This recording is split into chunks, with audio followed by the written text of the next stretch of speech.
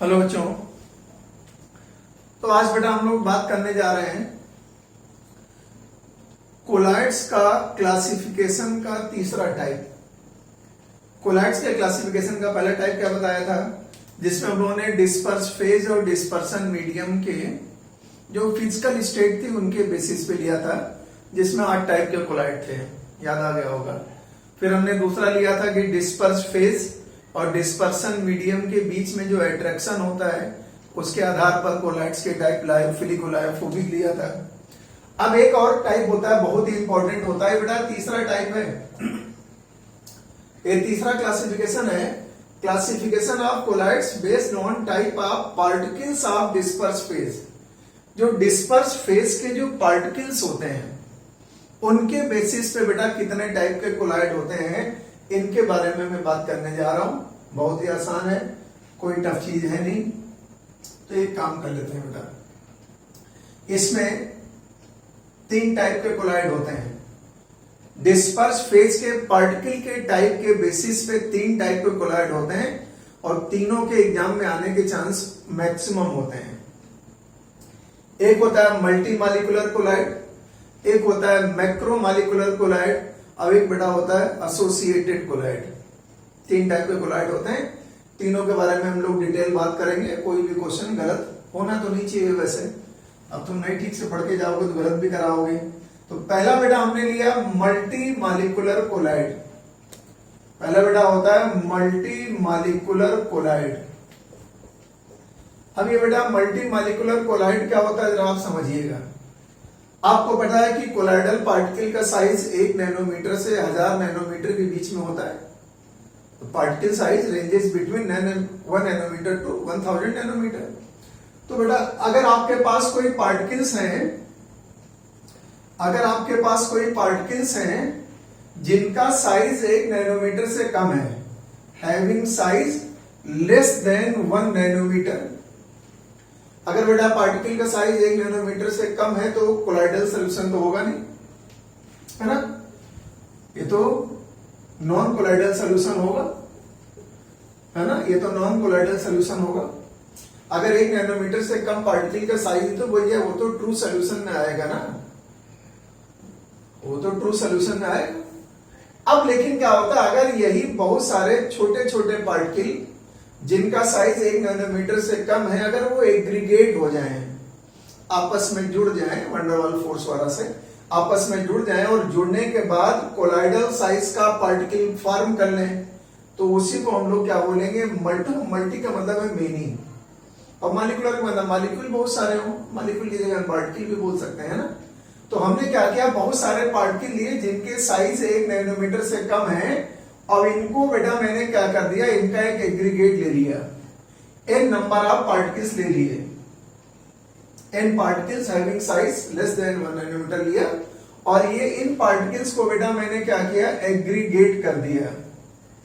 Aggregation हो गया मतलब आपस में ये जुड़ गए, सभी पार्टिकल आपस में जुड़ गए, और जुड़ने के बाद एक कोलॉइडल साइज का पार्टिकल बना ले, जैसे ऐसे। ये जो अंदर वाले पार्टिकल्स हैं इनका साइज 1 नैनोमीटर से कम है, लेकिन ये जो ओवरऑल पार्टिकल है इसका जो साइज है वो 1 नैनोमीटर से 1000 नैनोमीटर की रेंज में अगर आ जाए। अंदर वाले पार्टिकल का साइज तो 1 नैनोमीटर से कम था, ये पार्टिकल जो है ये बेटा लेस देन 1 नैनोमीटर है। लेकिन जब बहुत सारे पार्टिकल्स ने आपस में एग्रीगेट बना लिया, ये आपस में एग्रीगेशन कर लिए ये, और एग्रीगेट बनाने के बाद एक बड़े साइज का बिगर मॉलिक्यूल बन गया या बिगर पार्टिकल्स बन गया, और ये बिगर पार्टिकल जो है किस साइज का है, वो 1 नैनोमीटर से 1000 नैनोमीटर के रेंज में आ जाए, तो इसी को बेटा मल्टी मॉलिक्यूलर कोलॉइड कहते हैं। मतलब पार्टिकल का साइज पहले 1 नैनोमीटर से कम था, फिर बहुत सारे पार्टिकल आपस में एग्रीगेट किए, है ना, बाय सम मॉलिक्यूलर फोर्सेस, जैसे वंडरवाल फोर्सेस की वजह से, और बहुत वीक मॉलिक्यूलर फोर्सेस होते हैं वैसे, और आपस में कंबाइन करके एक बड़े साइज का पार्टिकल बना लिए, उसी को बेटा क्या बोलते हैं, मल्टी मॉलिक्यूलर कोलॉइड बोलते हैं। ठीक है ना। तो इसकी डेफिनेशन अगर लिखना चाहें तो कैसे लिखेंगे, है ना, when particles with size less than 1 nanometer aggregates, आपस में जुड़ते हैं, मतलब aggregates to form a large size colloidal particle, a large size colloidal particle, it is called multimolecular colloid, it is called multimolecular colloid। अब इसी को बेटा हम लोग multimolecular colloid के नाम से बोल देंगे। जब ये कोलाइडल पार्टिकल बन जाएंगे तो इनको सुटेबल सॉल्वेंट में डिसॉल्व करके डिस्पर्सन मीडियम उसमें डिसॉल्व करके हम जो कोलाइड चाहे बना लें। इसके एग्जांपल में आप एक पॉइंट याद रखिए, गोल्ड का के कुछ कोलाइड बेटा होते हैं वो इसी कैटेगरी में आते हैं, और सल्फर का कोलाइड जो होता है एस8 कोलाइड, एस8 मॉलिक्यूल का साइज 1 नैनोमीटर से कम होता है। एस8 मॉलिक्यूल्स का जो साइज होता है 1 नैनोमीटर से कम होता है, लेकिन जब सैकड़ों एस8 के मॉलिक्यूल, हजारों मॉलिक्यूल एस8 के आपस में कंबाइन करके एक पूरा एग्रीगेट बना लेंगे तो उसका साइज होगा 1 नैनोमीटर से 1000 नैनोमीटर के रेंज में आ जाएगा, और उसी को हम लोग मल्टीमॉलिक्यूलर कोलाइड बोले। 2 एग्जांपल भी याद रखिए आप। सल्फर का कोलाइड मल्टीमॉलिक्यूलर कोलाइड होता है, एग्जाम में आ चुका है। गोल्ड का कोलाइड भी मल्टीमॉलिक्यूलर कोलाइड होता है, ठीक है। तो ये तो हमने पहली बात बताई बेटा कि मल्टीमॉलिक्यूलर कोलाइड क्या होते हैं। अब भाई साहब हम क्या लेने जा रहे हैं, दूसरी वैरायटी पे आते हैं। अब हम दूसरा लेने जा रहे हैं, उसका बेटा नाम है मैक्रोमॉलिक्यूलर कोलाइड। अब दूसरे वालों का नाम है मैक्रोमॉलिक्यूलर कोलाइड। सेकंड लेते हैं, दूसरे टाइप में लेते हैं मैक्रोमॉलिक्यूलर कोलाइड। मैक्रोमॉलिक्यूलर कोलाइड, अच्छा मैक्रो के नाम से ही तमाही समझ में आता है कि ये बड़े साइज की कोई चीज होगी ना। बड़े साइज का मतलब पहाड़ से थोड़ी मतलब है मैक्रोमॉलिक्यूलर। अच्छा मैक्रोमॉलिक्यूल किसको बोलते हैं पता है? जितने भी बायोमॉलिक्यूल्स होते हैं उन्हें मैक्रोमॉलिक्यूल्स भी कहा जाता है। Carbohydrate, proteins, enzymes, DNA, RNA, इन सबको मैक्रोमॉलिक्यूल बोलते हैं क्योंकि इनके इंडिविजुअल मॉलिक्यूल का साइज काफी बड़ा होता है। अगर देखो ऐसा कोई सब्सटेंस जिसके इंडिविजुअल मॉलिक्यूल का साइज या इंडिविजुअल पार्टिकल का साइज कोलाइडल साइज में ऑलरेडी आ रहा हो तो उसी को मैक्रोमॉलिक्यूलर कोलाइड कहते हैं। मतलब द substances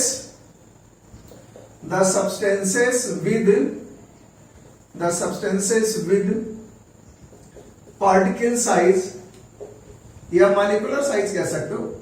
पार्टिकल साइज की जगह हम मॉलिक्यूलर साइज भी कह सकते हैं। Molecular size between 1 nanometre to 1000 nanometer are called macromolecular colloid. मतलब इसमें मॉलिक्यूल को बेटा आपस में जोड़ने की जरूरत नहीं जैसे मल्टीमॉलिक्यूलर में हुआ था। इसमें जोड़ने की जरूरत नहीं है। इंडिविजुअल पार्टिकल का साइज 1 नैनोमीटर से 1000 नैनोमीटर के रेंज में आएगा, उसी को मैक्रोमॉलिक्यूलर कोलाइड कहते हैं। इसके एग्जाम्पल में आप कोई भी लिख सकते हो। बायोमॉलिक्यूल्स जितने भी होते हैं, कार्बोहाइड्रेट्स हैं, प्रोटीन्स हैं, एंजाइम्स हैं, ये तो नेचुरल वाले हो गए, एंजाइम्स हैं। इसके अलावा बेटा पॉलीमर्स भी आ सकते हैं, जो ह्यूमन मेड पॉलीमर्स होते हैं वो भी इसमें आ सकते हैं। वो मैक्रोमॉलिक्यूलर कोलाइड में आते हैं क्योंकि इनके इंडिविजुअल मॉलिक्यूल का साइज ही 1 नैनोमीटर से 1000 नैनोमीटर के रेंज में होता है। जैसे एग्जाम्पल देते हैं, बायोमॉलिक्यूल में पढ़ा चुका हूं मैं। बायोमॉलिक्यूल के दोनों लेक्चर भी हम YouTube पे अपलोड कर चुके हैं। तो जैसे हम जब कार्बोहाइड्रेट पढ़ा रहे थे तो बेटा उसमें मैंने बताया था, मान लो आपके पास सेलुलोज का मॉलिक्यूल है तो सेलुलोज के एक मॉलिक्यूल में 1000 से 3000 ग्लूकोज के मॉलिक्यूल होते हैं। इसका मतलब सेलुलोज के एक मॉलिक्यूल का जो साइज होता है वो 1 नैनोमीटर से 1000 नैनोमीटर के रेंज में अपने आप आएगा। मॉलिक्यूलर मास भी क्या होगा, काफी हाई होगा। इनका मॉलिक्यूलर वेट जो होता है, मॉलिक्यूलर मास बेटा जो होता है वो भी काफी हाई होता है। मॉलिक्यूलर मास भी हाई होता है और इंडिविजुअल पार्टिकल साइज काफी बड़ा होता है। तो इन्हें हम लोग मैक्रोमॉलिक्यूलर कोलाइड कहते हैं। बात समझ में आ गई?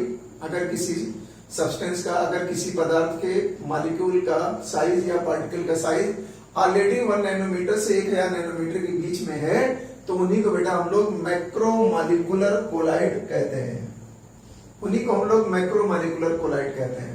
ठीक है, एग्जांपल याद रखना, बायोमोलिक्यूल्स जितने होते हैं, कार्बोहाइड्रेट, प्रोटीन, ये सब फैट वेट सब आ जाएंगे इसमें, और आर्टिफिशियल में पॉलीमर्स भी आ जाएंगे। तो ये बेटा दूसरे टाइप का कोलाइड भी आपने पढ़ लिया। अब तीसरा वाला कुछ ज्यादा इंपॉर्टेंट है।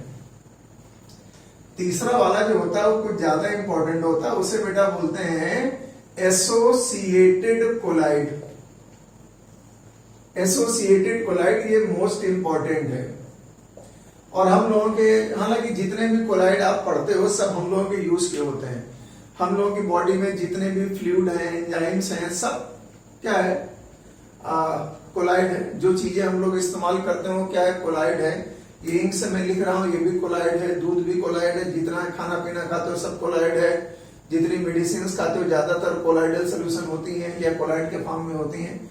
कोलाइड का मतलब ये थोड़ी कि हमेशा वो लिक्विड फॉर्म में ही हो, सॉलिड भी हो सकता है ना। तो एसोसिएटेड कोलाइड क्या होते हैं जरा ये समझिए आप, ठीक है।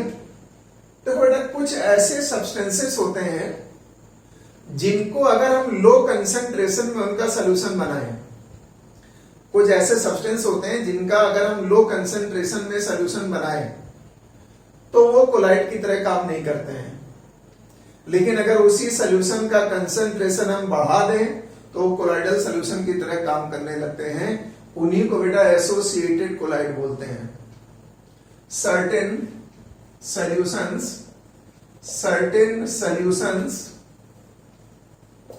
Are non colloidal at low concentration. Low concentration में बेटा वो कोलाइड की तरह काम नहीं कर रहा है, बट अगर हम उसी सोल्यूशन का कंसंट्रेशन बढ़ा दें, बट एट डेफिनिट कंसंट्रेशन, एक कंसंट्रेशन की मिनिमम वैल्यू कुछ होगी, बता देंगे बाद में भी, but at definite concentration this solution becomes collide.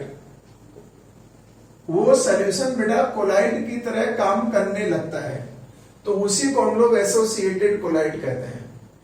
Concentration अगर आपने सोल्यूशन का कम रखा तो वो कोलाइड की तरह काम नहीं करेगा, और कंसंट्रेशन आपने बढ़ा दिया, डेफिनिट कंसंट्रेशन पे ले आए उसे, तो कोलाइड की तरह काम करने लगता है।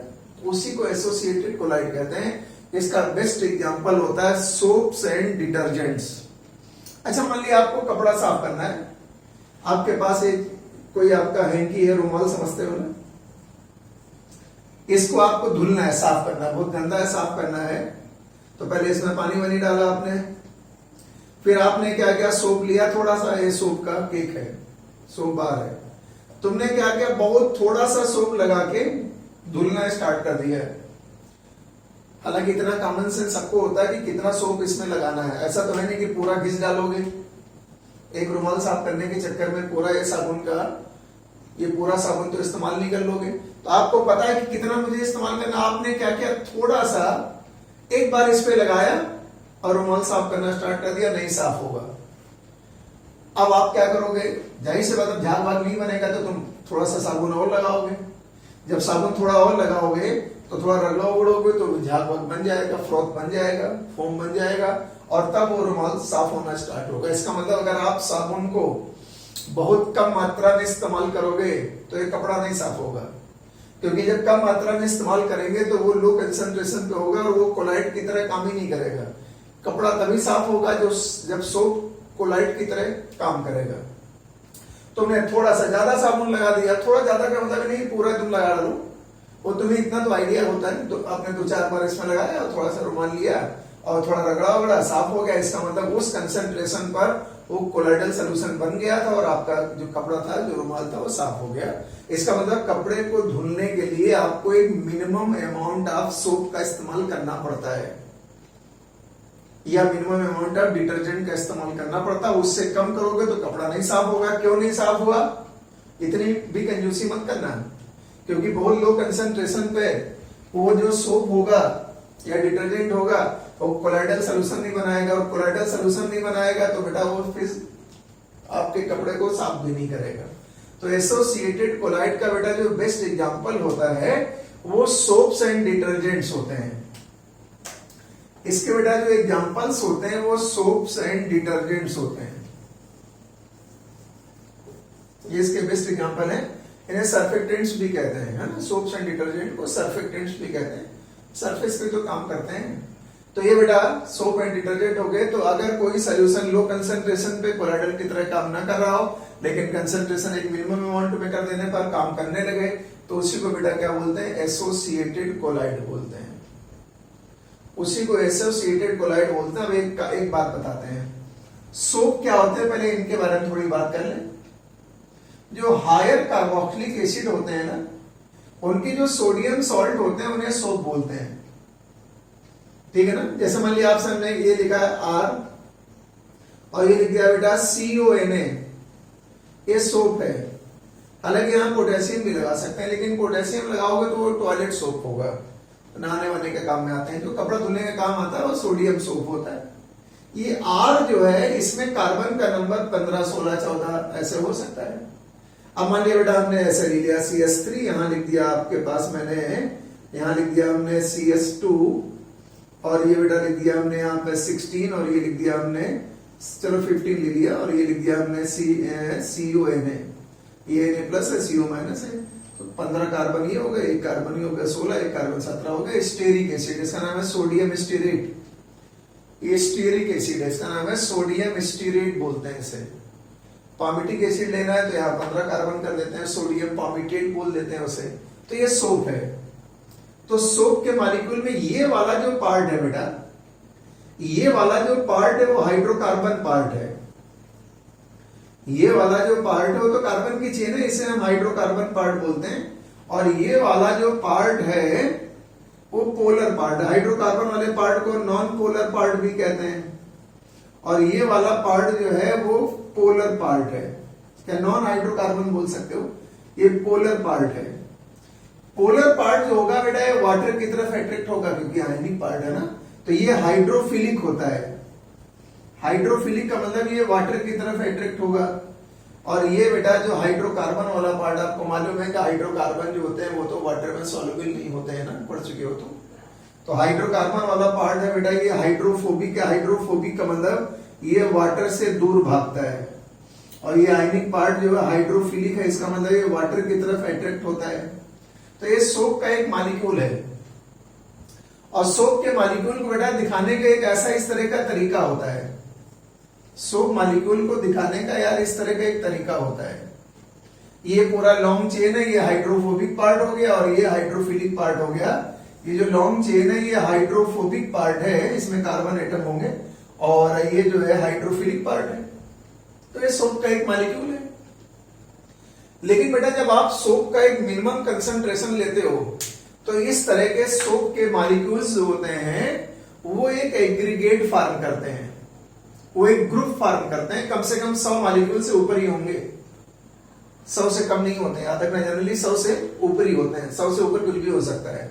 इसका मतलब जो सोप के मॉलिक्यूल्स होते हैं, ध्यान सुना, ये जो सोप के मॉलिक्यूल्स होते हैं वो एक डेफिनिट कंसंट्रेशन पर क्या करते हैं, आपस में एक एग्रीगेट बनाते हैं। और एग्रीगेट बनाने के बाद कुछ ऐसा स्ट्रक्चर बनता है। हालांकि हम तो थोड़े ही बनाएंगे, लेकिन कम से कम 100 मॉलिक्यूल्स तो सोप के आते हैं, इस तरह के आते हैं। सारे हाइड्रोफोबिक पार्ट जो होते हैं एक तरफ रहते हैं, अंदर की तरफ रहते हैं। और ये बेटा जो हाइड्रोफिलिक पार्ट है ये आउटवर्ड रहता है। बताते हैं क्यों? क्योंकि ये वाटर की तरफ अट्रैक्टेड होगा ना। ये हाइड्रोफिलिक पार्ट है, ऐसे दिखा सकते हो, ठीक है, CONA। तो ये बेटा हाइड्रोफिलिक पार्ट हो गया और ये कार्बन चेन जो है वो हाइड्रोफोबिक हो गई, वगैरह वगैरह बना ही लोगे, उसमें क्या है। इस तरह से बेटा मैंने बना दिया। हालांकि 100 से ऊपर होने चाहिए, हमने कुछ बना दिया। ये एक पूरा स्ट्रक्चर बन गया, ऐसे स्फेरिकल एक स्ट्रक्चर बन जाता है। इस स्ट्रक्चर को बेटा नाम देते हैं मिसेल। कभी कभी आयनिक मिसेल भी कह सकते हो, क्योंकि लास्ट में आयन से तो आयनिक मिसेल भी कहा जाता है। तो ये मिसेल बन गई, MICELLE को मिसेल बोला जाता है। इसका मतलब क्या हुआ कि जब आप सोप का एक डेफिनिट कंसंट्रेशन लोगे या मिनिमम कंसंट्रेशन लोगे तो उस पे सोप के जो होंगे सैकड़ों मॉलिक्यूल्स आपस में कंबाइन करके एक एग्रीगेट फॉर्म कर लेंगे। उस एग्रीगेट को क्या बोलते हैं? मिसेल। और सोप कपड़ा तभी साफ करेगा, उसकी क्लींजिंग एक्शन तभी आएगी जब ये मिसेल बन चुकी होगी। तो सोप के मॉलिक्यूल ने मिसेल बनाया, ये हाइड्रोफोबिक वाले पार्ट है, इनसाइड रहते हैं, और ये हाइड्रोफिलिक पार्ट है, ये आउटसाइड रहते हैं, क्योंकि इसके चारों तरफ वाटर आना ही आना है, बाद में वाटर आएगा। अब समझ जरा क्या होगा। मिसेल बनने के लिए बेटा एक मिनिमम कंसंट्रेशन चाहिए, उस कंसंट्रेशन को बोला जाता है सीएमसी। सीएमसी का बेटा मतलब होता है क्रिटिकल मिसेलाइजेशन कंसंट्रेशन। क्रिटिकल मिसेलाइजेशन कंसंट्रेशन कहते हैं इसे। ये वो मिनिमम कंसंट्रेशन है, सुन लीजिए, ये सोप का वो मिनिमम कंसंट्रेशन है जिस पर मिसेल फॉर्म हो जाती है। अगर इससे कम कंसंट्रेटेड सॉल्यूशन लोगे तो मिसेल नहीं बनेगी। इसका मतलब है it is the minimum concentration, it is the minimum concentration of soap solution, ये डिटर्जेंट भी हो सकता है, soap solution at which micelle is found, जिस पर बेटा मिसेल बन जाए, at which micelle is found, जिस पर मिसेल बन जाती उसी को क्रिटिकल मिसेलाइजेशन कंसंट्रेशन कहते हैं। अब तुम कहोगे सर इसको किस में मेजर करते हैं, ये कितने कंसंट्रेशन किस में नापते हैं, बताओ जरा। मोल पर लीटर में?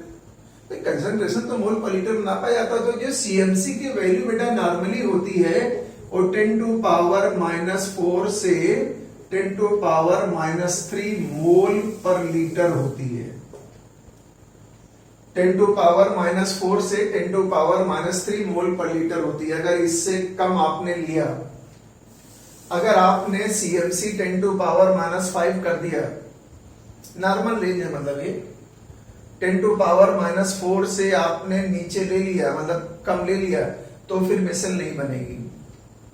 अब ज्यादा ले लोगे तो ठीक ही है, कोई दिक्कत नहीं, मिसेल तो बन ही जाएगी। ज्यादा ले लोगे तो बन जाएगी, लेकिन मिनिमम तो 10 टू पावर -4 हो गया बेटा। नॉर्मल रेंज बताई मैंने, ये नॉर्मल रेंज है। अब 10 टू पावर -2 ले लोगे तब भी बनी जाएगी, लेकिन 10 टू पावर -4 से कम नहीं ले सकते। आप 10 टू पावर -6 नहीं ले सकते, 10 टू पावर -5 नहीं ले सकते। अगर लिया तो फिर मिसेल नहीं बनेगी, ध्यान रखना। इस पे न्यूमेरिकल भी आ सकता है। कैसे न्यूमेरिकल आएगा? आपको किसी सोप का फार्मूला दे देगा, और सोप का फार्मूला देने के बाद क्या करेगा, उसकी कंसंट्रेशन दे देगा, वेट बाय वॉल्यूम परसेंटेज दे देगा। अब वो कहेगा विल इट फॉर्म मिसेल, क्या ये मिसेल बनाएगा, कहेगा क्या ये मिसेल बना सकता है कि नहीं बना सकता है ना। अब जैसे मान लिया आपको कोई ऐसा एक सोप दे दिया, उसने कहा आपके पास ये लिखा हुआ है CH3 CH2 होल 13 और ये लिखा है CONA, ये सोप है। और उसने आपसे कहा बेटा कि इसका आपके पास 2% वेट बाई वॉल्यूम सॉल्यूशन है। उसने कहा इस सोप का 2% वेट बाई वॉल्यूम सॉल्यूशन है। किताब में सवाल नहीं मिलेगा, ढूंढना मत, तो नया सवाल अभी बनाया जा रहा है ना। उसने कहा सोप का फार्मूला दे दिया, उसने कहा इसका 2% वेट बाय वॉल्यूम सॉल्यूशन है। आप बताइए क्या ये मिसेल बनाएगा, क्या इस कंसंट्रेशन पे ये मिसेल बनाएगा? तो भैया वेट बाय वॉल्यूम दिया है, वेट बाय वॉल्यूम आपको दे रखा है, तो मोलरिटी निकालनी पड़ेगी ना। और जो डेंसिटी है बेटा सॉल्यूशन की, वो हम दे देते हैं यहां पर 0.9 ग्राम पर ml। अब उसने कहा क्या ये मिसेल बनाएगा? तो बेटा आपको एक काम करना पड़ेगा, तो फिर आपको एक काम करना पड़ेगा, आपको पहले मोलरिटी निकालनी पड़ेगी। अगर वो मोलरिटी 10 टू पावर -4 से 10 टू पावर -3, मतलब 10 टू पावर -4 से ज्यादा आई तो मिसेल बना लेगा। 10 टू पावर -4 से कम नहीं आना चाहिए, तो आप मोलरिटी तो निकाल ही लोगे ना। वेट बाय वॉल्यूम परसेंटेज दिया है, तो मैंने तुमको डायरेक्ट फॉर्मूला बताया था, मैंने बताया था 10 वेट बाय वॉल्यूम परसेंटेज बताया था ना, into density divided by molecular weight. अब ये तुम करना, हम थोड़ी करने जा रहे, मैंने अपने मन से लिख दिया। यहाँ 10 लिख दिए, वेट बाय वॉल्यूम परसेंट 2 है तो यहाँ 2%, यहाँ 2 लिख दिए, डेंसिटी 0.9 दिया, इसका मॉलिक्यूलर वेट जोड़ के यहाँ लिख दिए, मोलरिटी आ जाएगी। अगर ये मोलरिटी 10 टू पावर -4 से ज्यादा आती है तो मिसेल बन जाएगा। अगर ये मोलरिटी 10⁻⁻⁴ से कम आई तो मिसल नहीं बनेगा। तो इस तरीके का सवाल भी आ सकता है, तुम एग्जाम में देख के घबरा जाओगे, तुमको लगेगा कि कहां सवाल आ गया नया। ऐसा कुछ नहीं है, डायरेक्ट मोलरिटी देके भी पूछ सकता है, ऐसा नहीं है। अब डायरेक्ट मोलरिटी देके पूछेगा तो बेकार सवाल हो गया, क्यों तुम सॉल्व करोगे? तो खाली वहीं से कंपेयर कर लोगे 10⁻⁻⁴ से ज्यादा है कि नहीं है, ठीक है ना। तो ये बेटा इस तरह के सवाल भी आ सकते हैं, याद रखना। एसोसिएटेड कोलाइड इसे बोला जाता है क्रिटिकल मिसलाइजेशन कंसंट्रेशन। अब सुनो जरा, एक बात और भी होती है, आपने ये भी ऑब्जर्व किया होगा कि सोप एक मिनिमम टेम्परेचर पे काम करता है। कपड़ा साफ करने के लिए आपको एक बेटा मिनिमम टेम्परेचर भी चाहिए, मालूम है क्यों? अच्छा, जैसे मान लिया आप उसमें जाड़े में कपड़ा वपड़ा साफ करते हो ना, तो जब जाड़े में कपड़ा साफ करते हो तो बड़ी दिक्कत होती है, क्योंकि जाड़े में पानी के टेम्परेचर होता है लो, तो लो टेम्परेचर पर भी मिसल जल्दी नहीं बन पाती है। इसलिए जाड़े में भी क्या करता है, थोड़ा सा आपको पानी गर्म करना पड़ता है। आजकल तो खैर ऐसी वॉशिंग मशीन आ गई कि पानी अपने आप गर्म कर लेती हो, आप उसमें टेम्परेचर सेट कर लिया, अपने हिसाब से वो गर्म पानी कर लेगी, जितना इस्तेमाल करना होगा कर लेगी, है ना। 35 डिग्री सेंटीग्रेड, 65 सेंटीग्रेड, 95 सेंटीग्रेड तक भी करती है। तो आजकल तो मशीनें जो आ गई हैं उनमें तो खैर वाटर हीट करने का भी ऑप्शन हो गया है। लेकिन पहले जमाने में क्या करते थे लोग, है ना, जब जाड़े में कपड़े धुलते थे, जैसे चादर वादर, खास करके मोटे कपड़े, तो थोड़ा उसमें गर्म पानी में डालते थे। क्यों डालते थे? उसका रीजन यही था क्योंकि ये मिसल फॉर्मेशन के लिए एक मिनिमम टेम्परेचर चाहिए। उस मिनिमम टेम्परेचर को बेटा क्राफ्ट टेम्परेचर कहते हैं, KRFT है। क्राफ्ट टेम्परेचर क्या होता है? It is the minimum concentration, it is the minimum concentration at which micelle is found. Micelle बनने के लिए बेटा एक आपको मिनिमम कंसंट्रेशन चाहिए, मिसल इज फाउंड। आमतौर पे ये 30 से 40 सेंटीग्रेड होता है, मतलब 25 सेंटीग्रेड से ऊपर ही मानता है। जनरली ये 25 सेंटीग्रेड से ऊपर होता है मिसल बनाने के लिए। तो क्राफ्ट टेम्परेचर जो है बेटा, ये वो टेम्परेचर है जिस पर मिसल फॉर्म होती है। 25 सेंटीग्रेड से ऊपर होना चाहिए, तो मिसल आराम से बन जाएगी, वरना दिक्कतें तो आएंगी फिर। तो दो चीज आप याद रखिए एग्जाम के पॉइंट ऑफ व्यू से। क्रिटिकल मिसलाइजेशन कंसंट्रेशन क्या होता है? CMC, मतलब वो कंसंट्रेशन सोप का जिस पर मिसल बन जाए, और क्राफ्ट टेम्परेचर वो होता है जिस पर मिसल बन जाए। इसलिए साबुन से अगर आपको कपड़े धुलने हैं तो एक मिनिमम टेम्परेचर भी चाहिए होता है, और साबुन का एक मिनिमम कंसंट्रेशन भी आपको चाहिए होता है। मिनिमम कंसंट्रेशन भी चाहिए होता है और मिनिमम आपको टेम्परेचर भी चाहिए होता है। बात समझ में आ गई होगी। अब बेटा सवाल उठता है कि सोप काम कैसे करता है? तो ये तो यार क्लास 10 से तुम पढ़ते चले आ रहे हो। सोप का जो क्लींजिंग एक्शन है वो तो आप लगातार पढ़ते ही चले आ रहे हो, लेकिन फिर भी मैं बता दे रहा हूं थोड़ा, ऐसा नहीं है ना। सोप कैसे काम करता है? Cleansing action of soap, cleansing action of soap मतलब कैसे सोप काम करता है। देखो, जो मैल होता है, गंदगी जो होती है, वो जानते हो क्या होता है? बहुत सारा ऐसा मटेरियल होता है जो ग्रीस होती है, ग्रीस लाइक मटेरियल होता है, या आयल्स होते हैं, आयल्स होते हैं, प्लस इसमें थोड़ी डर्ट होती है, कोई डस्ट पार्टिकल्स होते हैं, डस्ट पार्टिकल्स होते हैं, ऑयली कंपाउंड होते हैं, ग्रीस लाइक मटेरियल होते हैं, डस्ट पार्टिकल होते हैं। जब ये आपस में कंबाइन कर जाते हैं तो बेटा वही क्या है, उसी को हम लोग क्या बोल देते हैं? मैल है, बोलते हैं मैल साफ कर रहे हैं कपड़े का। तो जो गंदगी होती है वो ग्रीस, ऑयल और डस्ट पार्टिकल सब होते हैं।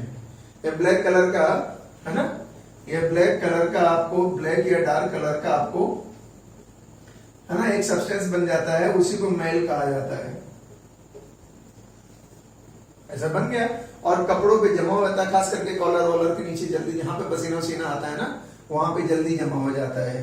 तो आपका मकसद क्या है? जो ऑयल और डस्ट के पार्टिकल्स हैं वो कपड़े से साफ हो जाए, ये जो मैल है वो कपड़े से साफ हो जाए। और आपको मालूम है ये ग्रीस, ऑयल जो होते हैं वो हाइड्रोफोबिक होते हैं, आग्नि कंपाउंड है ना ये भाई साहब आग्नि कंपाउंड है, तो ये हाइड्रोफोबिक तो होने ही होना इनको है। तो इसका मतलब ये वाटर की तरफ तो अट्रैक्ट होंगे नहीं। तो जब हम कपड़े पे साबुन लगाते हैं तो होता क्या बेटा, जो इसका हाइड्रोफोबिक पार्ट होता है, ये मिसल का हाइड्रोफोबिक पार्ट है ना, और यहाँ पे तो इसका ये पोलर पार्ट होगा, समझ जाओ, ये पोलर पार्ट होगा, ये हाइड्रोफोबिक पार्ट होता है। तो ये जो ग्रीस और ऑयल होते हैं, जो डस्ट पार्टिकल होते हैं, वो बेटा इसी हाइड्रोफोबिक पार्ट पर क्या हो जाते हैं, एड्सॉर्ब हो जाते हैं। ये जो डस्ट पार्टिकल और ग्रीस ऑयल द्वारा है वो इसी हाइड्रोफोबिक पार्ट पे चिपक जाते हैं, एड्सॉर्ब हो जाते हैं। और ये पार्ट हाइड्रोफोबिक होता है, पानी से दूर भागे। इधर वाटर है, इधर बेटा क्या है, वाटर है। तो ये जो पोलर पार्ट है वो वाटर की तरफ होता है, और जो गंदगी होती है वो हाइड्रोफोबिक पार्ट के ऊपर चिपक जाती है। और ये भी याद रखना, सभी के ऊपर ये माइनस चार्ज है। जितने भी सोप के मॉलिक्यूल्स हैं सब पे यहाँ पे माइनस चार्ज होगा ना। तो इस माइनस चार्ज की वजह से ये जो मैल के मॉलिक्यूल होते हैं, गंदगी के मॉलिक्यूल्स होते हैं, वो एग्रीगेट भी नहीं हो पाते, क्योंकि इनमें CO- ग्रुप में रिपल्सन होता है, तो आपस में गंदगी चिपक भी नहीं पाती है। और आपको मालूम ये पानी से तो दूर भागते ही भागता है। अब क्या है, ये जो पोलर पार्ट है ये वाटर की तरफ सॉल्युबल है बेटा। अब जाहिर सी बात यार, जब कपड़ा आप धुलोगे तो पानी तो बहाओगे, रिंस करोगे ना, रिंसिंग समझते हो ना, पानी के साथ मैल को बहा देना, उसे रिंसिंग कहते हैं, है ना। तो क्या करोगे, जब आपने पहले रगड़ा उगड़ा उसको कायदे से, है ना, या मान लिया वॉशिंग मशीन में ही पड़ा हुआ है, तो वॉशिंग मशीन तो वाटर को ड्रेन करती है ना बाद में मैल को। तो जब वाटर बहेगा तो साथ में हाइड्रोफोबिक पार्ट, ये मिसल भी क्या होती है, बह करके निकल जाती है। तो जो मैल के पार्टिकल होंगे इसी हाइड्रोफोबिक पार्ट में अटैच होकर के एब्जॉर्ब होकर के वाटर के साथ बह जाते हैं। मतलब मोटी मोटी बात ये है, इससे ज्यादा तुमसे पूछ नहीं सकता, ये तो बहुत ही लो लेवल की बातें हैं, इनसे ज्यादा आपसे नहीं पूछा जाएगा। हाँ, लेकिन ये जरूर पूछ सकता है बेटा कि अगर आपको 3-4 सोप दे रखे हैं तो उसमें से बेस्ट सोप कौन होगा जिसकी क्लींजिंग एक्शन सबसे अच्छा होगा। क्लींजिंग एक्शन जो है किसका सबसे अच्छा होगा, ये बेटा डिपेंड करता है।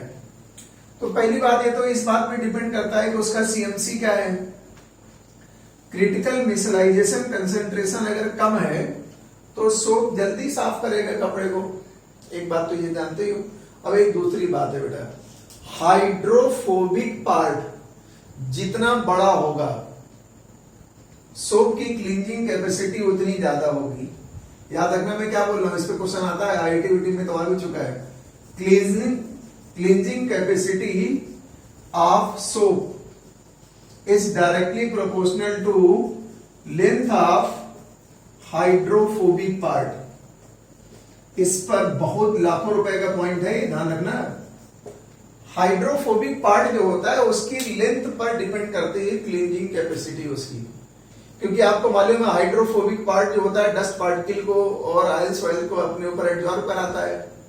तो जितना ज्यादा हाइड्रोफोबिक पार्ट बड़ा होगा उसकी क्लींजिंग कैपेसिटी, डस्ट को एब्जॉर्ब करने की पावर अपने आप ज्यादा होगी।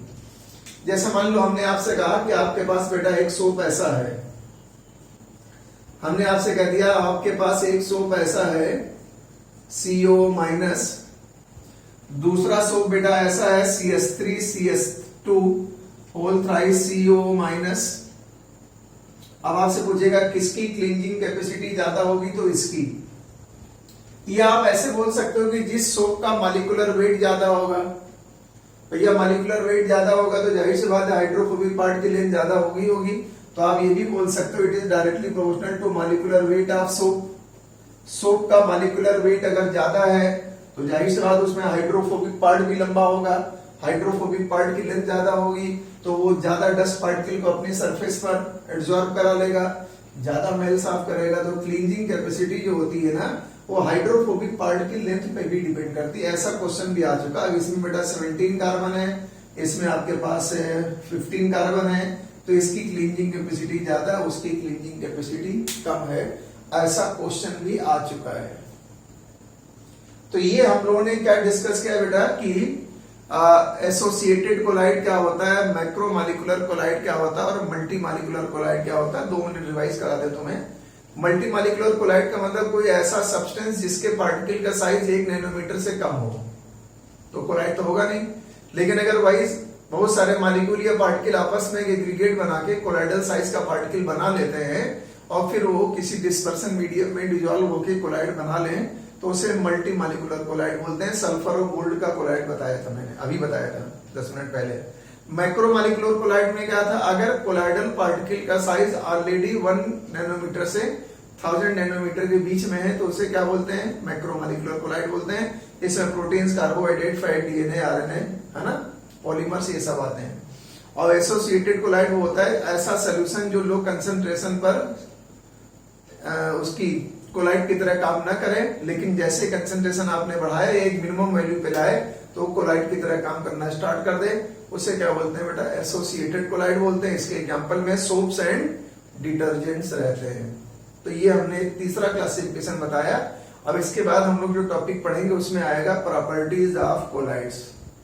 ऐसे बहुत सारे टॉपिक आते जाएंगे, है ना, कोलाइड्स पे चार्ज कैसे डेवलप होता है, उनकी प्रॉपर्टीज कौन कौन सी होती है, उसमें टेंडल इफेक्ट, ब्राउनियन मूवमेंट, स्टेबिलिटी, बहुत सारी चीजें आने वाली हैं। फिर उसके बाद कोलाइड्स का प्रेसिपिटेशन टॉपिक आएगा, कोगुलेशन, फिर एक टॉपिक और आएगा प्रोटेक्शन ऑफ कोलाइड। मतलब कई सारे छोटे छोटे टॉपिक हैं जिन पे क्वेश्चंस पूछे जाते हैं। छोटे छोटे न्यूमेरिकल भी बना सकता है, अपने कॉमन सेंस लगा के तुम्हें करना होगा वो, ठीक है। मिलते हैं अगले लेक्चर में, पढ़ते हैं factors and properties of colloids.